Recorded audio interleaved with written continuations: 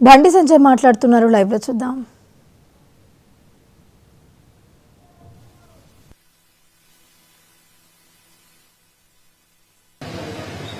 ఒక్కొక్క ఇంట్లో 10 ఓట్లు నేనేమంటానంటే, సరే రేవంత్ రెడ్డి గారు స్పందించాలి, అసెంబ్లీ రద్దు చేయాలి, ఎన్నికల కమిషన్ లెటర్ రాయాలి, రాసి మొత్తం పూర్తిగా ఒక్కొక్క ఇంట్లో డబుల్ ఓట్లుండి అన్ని తీసేయమని చెప్పి లెటర్ రాయాలి. దాని తర్వాత మళ్ళీ ఎలక్షన్స్ పెట్టుర్రి. మళ్ళా కాంగ్రెస్ పార్టీ అధికారంలోకి వస్తే రాజకీయ సంఘాలు తీసుకుంటారు. నేను జనము రావతో పడుతున్నారు. 2500 ఇవి మహిళలకు ఇస్తున్నాయి, 40 రూపాయల పెన్షన్లు ఇవి, 40 రూపాయల నిరుద్యోగ వృత్తి, 2 లక్షల ప్రభుత్వ ఉద్యోగాలు ఇవి, తులం బంగారం ఏది, ఆరోగ్యశ్రీ బకాయిలేవి, 12 రైతు కుల్లోకేవి, ఇంకా 22 లక్షల మందికి రైతు భరోసా అయ్యేది, రైతు భరోసా అయ్యేది. గ్రామ పంచాయతీలకు కాంగ్రెస్ పార్టీ ప్రభుత్వం అధికారంలోకి వచ్చిన తర్వాత ఒక్క పైసా ఇచ్చిన చెప్పారు. ఒక్క పైసా నాకు తెలిసి దేశంలో 2 సంవత్సరాల కాలంలో గ్రామ పంచాయతీకి ఒక్క పైసా ఇవ్వకుండా ఉన్న ఏకైక ప్రభుత్వం తెలంగాణలో కాంగ్రెస్ పార్టీ ప్రభుత్వం. ఒక్క పైసా కూడా ఇవ్వలే. ఇప్పుడు ఎన్నికలు దేనికోసం పెడతాం అనుకుంటున్నారు? కేంద్ర ప్రభుత్వం నిధులు ఇస్తుంది కాబట్టి ఎన్నికలు పెడదాం అనుకుంటున్నారు. మరి కేంద్ర ప్రభుత్వం నిధుల కోసం ఎన్నికలు పెడితే ప్రజలు ఎవరికి ఓటేస్తారు? కేంద్రంలో అధికారంలో పార్టీకి బీజేపీకి ఓటేస్తారు. దాని మీద స్పష్టం చెప్పని చెప్పాను. రాత్రిపూట యాత్రలు చేసి ప్రజలను కలవకుండా ఒకసారి బీజేపీ రాష్ట్ర అధ్యక్షుడు తీసేసినప్పుడు ఒక బీసీ నాయకుడిగా స్పందించాడంటే బీసీ ఆయనే అంటున్నాడు, బీసీ కాదని ఆయన అంటున్నాడు. ఆయన చూస్తే ఏమంటే గజనీ సినిమా గుర్తొస్తుంది. దాని హీరోకు 15 నిమిషాల కంటే ఏం గుర్తురాదు, మళ్ళీ ఏం గుర్తులేదు, 15 నిమిషాల మళ్ళీ ఏం గుర్తులేదు, అన్న గుర్తురాదు. ఆయన ఎవరు తెలిసి చెప్పండి ఎవరికన్నా? కరీంనగర్ ప్రజలు ఆయన గుర్తుపడతారా? ఒకసారి వార్డు మెంబరో సర్పంచో ఎంపీటీసో చేసి సమస్యల మీద కొట్లాడితే వాళ్ళు ప్రజలకు తెలుస్తుంది. అక్కడ రాహుల్ గాంధీ ఏమో ఓట్లు తీసేస్తున్నారు అంటారు. ఇప్పుడు కరీంనగర్ లా ఒక్కొక్క ఇంట్లో 200 ఓట్లు మైనార్టీ ఇళ్లలో ఉన్నాయి. గతంలో సునీల్ రావు కాంప్లైంట్ ఇచ్చారు. ఆ ఓట్లు ఎవరు పడతాయి? దొంగ ఓట్లు పడ్డాక గెలవేయాలి. వాళ్ళు ఓట్లు వేసుకున్నా గెలవలే. వాళ్ళు మైనార్టీలలో ఒక్కొక్క ఇంట్లో 50 ఇండ్లున్నాయి. కరీంనగర్ లో ఉన్నాయి. మేము ఫిర్యాదు కూడా చేస్తాం, తొలగించలే. ఆ ఓట్లు ఎటు పడతాయి? అయినా గెలవలేయాలి.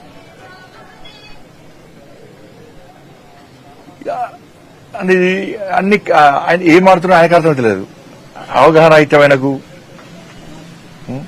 ముంగట ఇద్దరం కూడా టెక్క విజిల్ లేగానే రెచ్చిపోయి మాట్లాడతానంటే చెప్పండి. మేవేరి ఓట్లు అక్కడిక్కడ వేసే అవకాశాలు ఉంటాయా? ఇలా బీసీ అని బీసీ నాకు కూడా విమర్శిస్తారు. బీసీ రిజర్వేషన్ ఏమంటే ముస్లిం రిజర్వేషన్ ఇస్తారు. బీసీ రిజర్వేషన్ ఏమంటే ముస్లిం రిజర్వేషన్లు ఇస్తారు. ఉపరాష్ట్రపతిగా బీసీ అభ్యర్థులు నిలబడితే వీళ్ళు ఓడగొట్టే ప్రయత్నం చేస్తారు. వీళ్ళ బీసీ నినాదం ఇవ్వాలా? పోనీ అగ్రవర్ణ రెడ్డిని నిలబడితే ఆ రెడ్డిలో తృప్తిపత్రం వాళ్ళే ఎదుగుతున్నారు. ఓడిపోయే దానిలో రెడ్డిని నిలబడతారా మీరు అంటున్నారు. ఓడిపోయే కాడ రెడ్డిని తెలంగాణలో నిలబడతారా అని వాళ్ళే అంటున్నారు. ప్రస్తుతం మాకు ఈడబ్ల్యూఎస్ ఇచ్చిండు నరేంద్ర మోడీ గారు నిర్ణయించిన అభ్యర్థికే మేము ఓటు వేస్తామని చెప్పి అగ్రవర్ణ అందరూ డిసైడ్ ఉన్నారు. వాళ్ళు ఇంప్రూవ్ డిసైడ్ ఉన్నారు, విశ్వాసం ఉన్నోళ్ళు.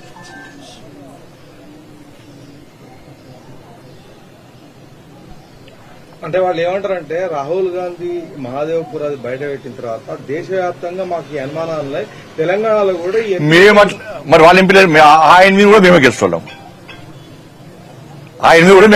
ఏం తీసుకొడతామేది? ఇప్పుడు పోయినసారి అసెంబ్లీలో మేము 8 సీట్లు ఎట్లా గెలుస్తాం? 8 సీట్లు ఎట్లా గెలుస్తాం మేము? ఎమ్మెల్యే కాదు, అధికారం మాదే వస్తుంది కదా. కర్ణాటకలో ఎట్లా వస్తుంది అధికారం మీకు? తెలంగాణలో అధికారం ఎట్లా వస్తుంది? హిమాచల్ అధికారం ఎట్లా వస్తుంది మీకు? అన్నింటిలో మేము అధికారులకు వస్తాం కదా. పార్లమెంట్ లో తక్కువ సీట్లు ఎందుకు వస్తాయి మాకు పోయినసారి కంటే?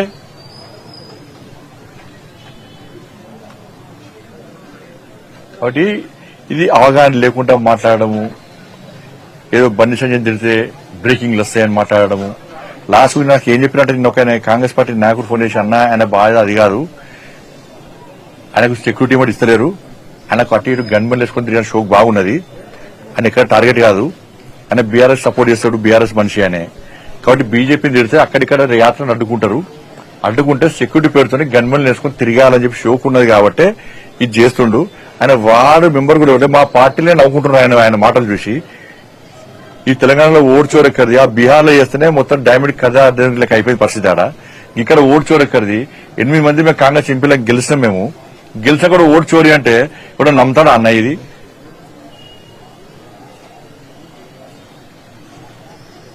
నేను గెలిచాక వెంటనే ఎందుకు ఎలక్షన్ కమిషన్ కంప్లైంట్ ఎందుకు ఇవ్వలే, ఎందుకు పిటిషన్ ఇవ్వలే? ఆయనను ఎవరు నియమించారో వాళ్ళ చెప్తున్న వాళ్ళే ఒప్పుకునే పరిస్థితి వచ్చింది ఇవాళ. ధన్యవాదాలు. తెలంగాణలో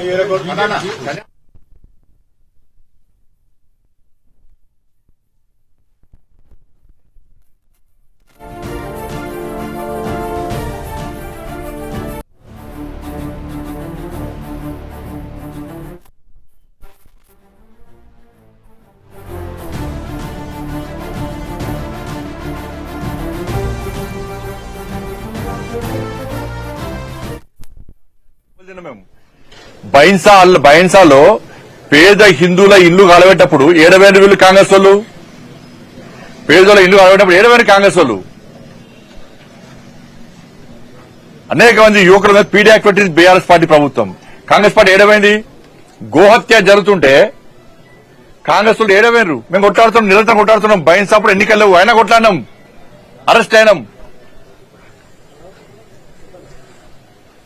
ఇవాళ పరిస్థితి ఏంది? మక్కాకు పోతే మీరు ఏం చేస్తున్నారు? అన్ని ఫెసిలిటీ ఇస్తున్నారు,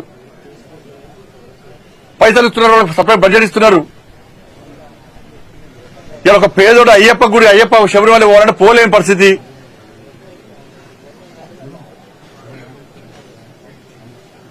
దర్శనం వల్ల పోలేని పరిస్థితి. లాస్ట్ ఏం చేస్తారు? వినాయక నవరాత్రులు వస్తే ఏం చేస్తుంది? ఇవాళ తెలంగాణ మొత్తము ఒక భయానక పరిస్థితిలో వినాయక నవరాత్రులు జరుపుకునే పరిస్థితి. పోలీస్ పర్మిషన్ అంటున్నారు, ఫైర్ పర్మిషన్ అంటున్నారు, ఎలక్ట్రిసిటీ పర్మిషన్ అంటున్నారు, రెవెన్యూ పర్మిషన్ అంటున్నారు. పోయినసారి ఎక్కడ వినాయక పెట్టారు ఆడ పెడితే కూడా రోడ్డు అడ్డం ఉందంటారు. ప్రజలకు లేని ఇబ్బంది మీకెందుకు? సౌండ్ పెట్టద్దు, గుళ్ళలో సౌండ్ పెట్టద్దు అంటే బాగా చెప్తా పెడతాం సౌండ్. ప్రజలకు ఇబ్బంది కాకుండా చట్టానికి లోబడి పక్కా పెడతాం సౌండ్. జులు తీసుకోవద్దు, ఈ టైం వరకు తీసుకోవాలి. ఇది మీరు చేసేది.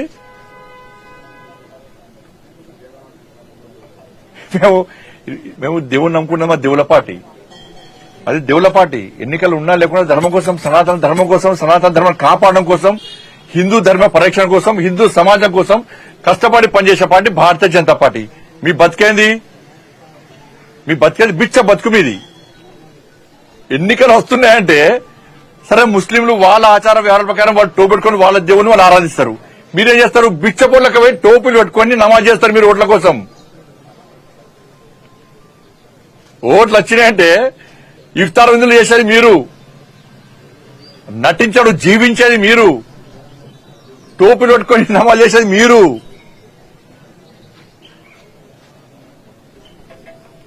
బిచ్చపల్లి మీరా మేమా? సనాతన ధర్మం కోసము, హిందూ ధర్మ పరిరక్షణ కోసము చేయడం భిక్షమే అయితే, అరే హిందూ ఓట్ బ్యాంక్ ద్వారా గెలిచానని చెప్పి మళ్ళీ చెప్తున్నా, బాగా చెప్తున్నా. కరీంనగర్ పార్లమెంట్ సభ్యుడిగా హిందూ ఓట్ బ్యాంక్ ద్వారా గెలిచినా, ఎస్ పక్కా గెలిచినా, గల్లా ఎగరేసుకొని చెప్తా నేను. ఇప్పుడు కాదు, ఎప్పుడైనా చెప్తా, ఇక్కడైనా చెప్తా నేను. ఈ హిందూ ఓట్ బ్యాంక్ తెలంగాణ రాష్ట్రంలో తయారు చేస్తాం, పక్కా 100% తయారు చేస్తాం. హిందూ సమాజాన్ని సంఘటితం చేస్తాం మేము. అంటే రోహింగ్యాలు బండి సంజయ్ ఏం చేస్తుంటాడు? ఏం చేస్తాడు మీకు? ఫాత్రా కొడుకులు మీరు. రోహింగ్యాలు ఎప్పుడొచ్చారు దేశంలోకి? 2014 కన్నా ముందు ఇతర దేశాల నుంచి వచ్చిరు. ఇవాళ కాంగ్రెస్ పార్టీ ప్రభుత్వం అధికారంలో ఉంది. ఫ్లైట్ల రాలో బార్డర్ దాటి వచ్చిరు. ఫెన్సింగ్ ఇప్పుడు కట్టిస్తున్నది నరేంద్ర మోడీ ప్రభుత్వం, ఫెన్సింగ్ కట్టిస్తున్నది. ఇప్పుడు సరిహద్దు రాష్ట్రాల్లో భద్రత పెంచినము, ఫెన్సింగ్ స్టార్ట్ చేసినాము. కాంగ్రెస్ పార్టీ హయాంలో ఇతర దేశాల నుంచి రోహింగ్యాలకి వచ్చిర్రు. మోడీ గారి ప్రభుత్వం వచ్చిన తర్వాత వితౌట్ పాస్పోర్ట్ అనుమతి లేకుండా ఇతర దేశాల నుంచి వచ్చిన వెంటనే పంపాలని చెప్పి అన్ని రాష్ట్రాలకు ఆదేశాలు జారీ చేసినాం. బీజేపీ పాలిత రాష్ట్రాల్లో సహకరిస్తున్నారు. గతంలో ఇక్కడ బీఆర్ఎస్ పార్టీ ప్రభుత్వం ఉండే, బెంగాల్లో మమతా బెనర్జీ ప్రభుత్వం ఉన్నది.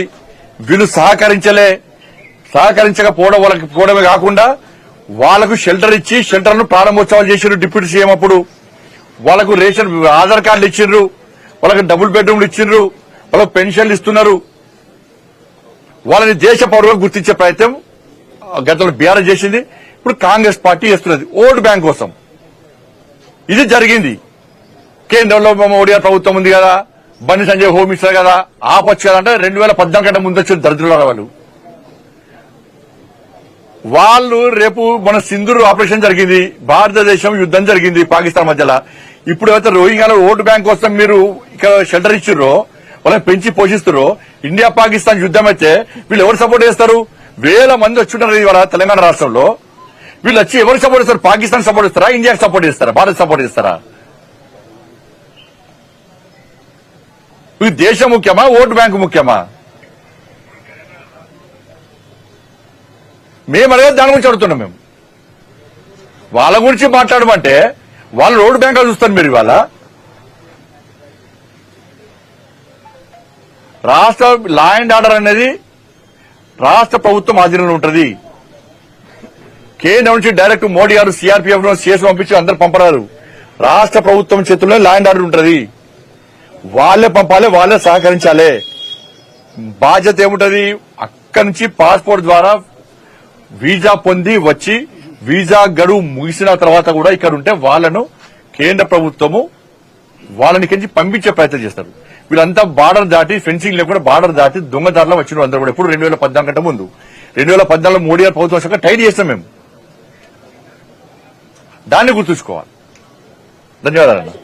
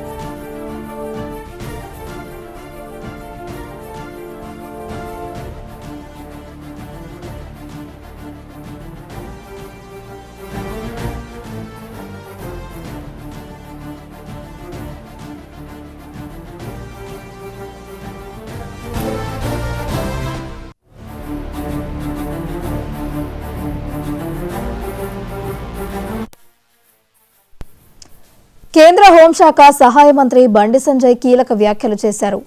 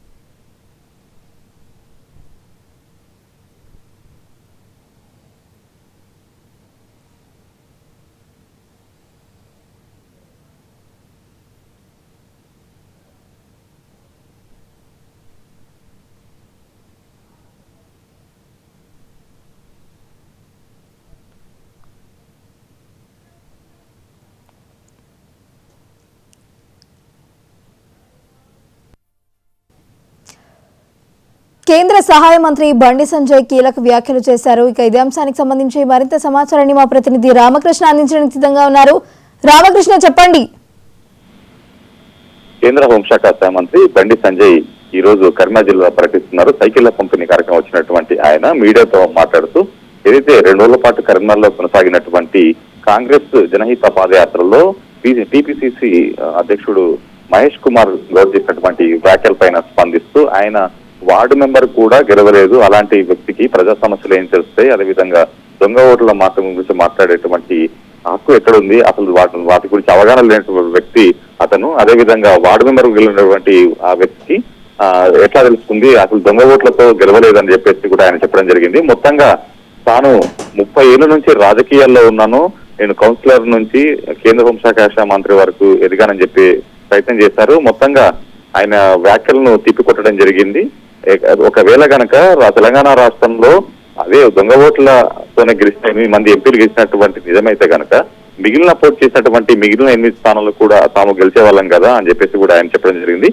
ఇక ఒకవేళ కాంగ్రెస్ పార్టీ దీనిపైన స్పందించాలి, ఏదైతే ముఖ్యమంత్రి రేవంత్ రెడ్డి దీనిపైన స్పందించాలి, ఒకవేళ ఇది నిజమే అయితే గనక వెంటనే ఈ అసెంబ్లీకి సంబంధించినటువంటి రద్దు చేయాలి, అసెంబ్లీ రద్దు చేసి వెంటనే ఎన్నికలకు వెళ్ళాలి, ఎన్నికల కమిషన్ కూడా రేవంత్ రెడ్డి లేఖ రాయాలి, లేఖ రాసిన అనంతరం అసెంబ్లీ రద్దు చేస్తూ కూడా ఎన్నికలకు వెళ్తే అప్పుడు కాంగ్రెస్ పార్టీ గెలుస్తుందా అనేటువంటి ప్రశ్నను ఆయన లేవనెత్తడం జరిగింది. అప్పుడు ఈ కాంగ్రెస్ పార్టీ ఇప్పటికే ప్రజలు ఈసడించుకుంటున్నారు, ప్రజలు తిప్పి కొడతారు, రాళ్లతో కొట్టే పరిస్థితి కాంగ్రెస్ పార్టీకి దాపురించింది కాబట్టి ఖచ్చితంగా కాంగ్రెస్ పార్టీ ఓడిపోతుంది అంటూ కూడా ఆయన జోస్యం చెప్పడం జరిగింది. ఇక మరోవైపు రోహింగ్యాల విషయాన్ని కూడా ఆయన మరోసారి ప్రస్తావించడం జరిగింది. ఎందుకంటే మహేష్ కుమార్ గౌడ్ ఎన్నికలు వస్తే బీజేపీ నాయకులు మతం పేరుతో ఎన్నికలకు వెళ్తారు, బిచ్చమెత్తుకుంటారంటే చేసినటువంటి వ్యాఖ్యల నేపథ్యంలో ముఖ్యంగా ఈ అంశంపై మాట్లాడుతూ తప్పకుండా తాము హిందూ ధర్మాన్ని కాపాడేందుకు బీజేపీ పార్టీ ముందుంటుంది, అదే నినాదంతో ముందుకెళ్తాము, తాను కరీంనగర్ పార్లమెంటు పరిధిలో హిందూ ఓటు బ్యాంకుతోనే గతంలో గెలిచాను, ఇప్పుడు గెలుస్తున్నాను, తప్పకుండా నేను ఇదే మాట ఇప్పుడు కాదు ఇక ముందునైనా కూడా హిందూ ధర్మాన్ని నమ్ముకుంటాను, హిందూ ధర్మం కోసం ఎక్కడికైనా వెళ్తాము అని చెప్పేసి కూడా ఆయన చెప్పడం జరిగింది. మరోవైపు కేవలం ఎన్నికల సందర్భంలో కాదు, ఎన్నికల లేని సమయంలో కూడా తాము హిందూ మత ధర్మం కోసం పరిరక్షణ కోసం పోరాడతాము, కాబట్టి ఓట్ల కోసం వెళ్లేది, అదేవిధంగా ఓట్ల సమయంలో బిచ్చమెచ్చుకున్నది కాంగ్రెస్ పార్టీ. ఎందుకంటే ఎవరైతే మైనార్టీలు ఉన్నారో ముస్లింలకు సంబంధించి ఎన్నికలు వచ్చిన సందర్భంలో మాత్రమే మసీదులకు వెళ్లి అక్కడ నమాజ్ చేస్తూ అదేవిధంగా ఇఫ్తార్ విందులో పాల్గొనేటువంటి పార్టీ కాంగ్రెస్ పార్టీ అని కూడా ఆయన దుయ్యబట్టారు. Right, thank you Ramakrishna.